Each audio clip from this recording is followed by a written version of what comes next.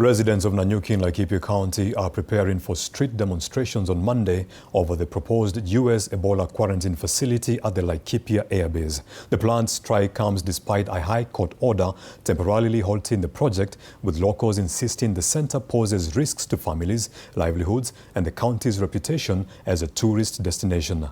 The residents accuse authorities of ignoring public consultation and say Kenya should not allow foreign influence to dictate health decisions. Meanwhile, the U.S. State Department has acknowledged the legal challenge and expressed optimism that the matter will be resolved.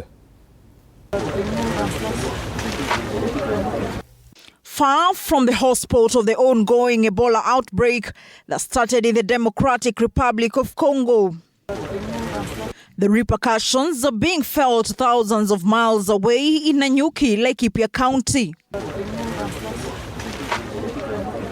News of the planned setup of an Ebola quarantine facility set to host U.S. Ebola-exposed patients has sent fear and panic among residents. Kuna ndege zinaenda upande huo na ni kama already hiyo quarantine imeshatengenezwa, hiyo quarantine area.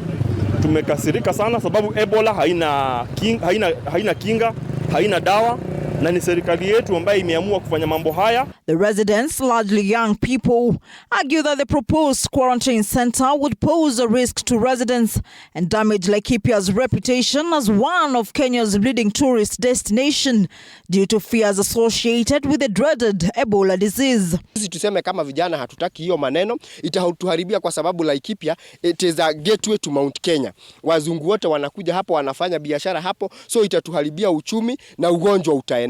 Besides that, they decry the lack of public participation in the plan, which they say, if actualized, would affect their lives and their livelihoods directly.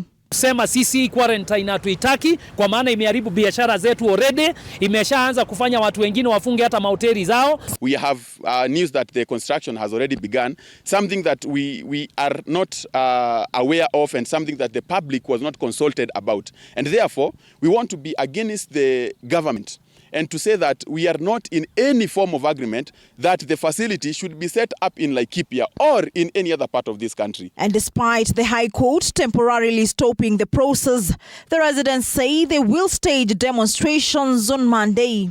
Moja, mwezi wa 6 mwaka huu, that is on Monday. Sisi wote tutatokea na vijana tusitishwe na tusiogope, sababu haya mambo yote ni sisi yanatu affect. Na mimi ninawaambia kwamba kifo cha risasi ni bora kushinda Ebola.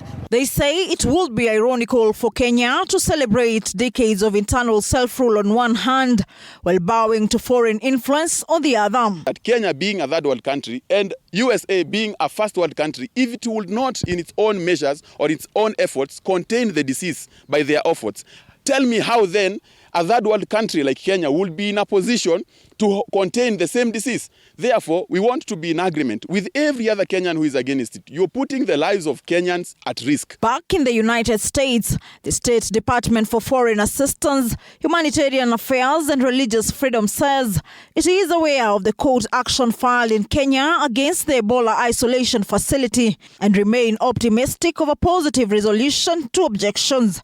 Samira Mohammed for TV 47, Nairobi.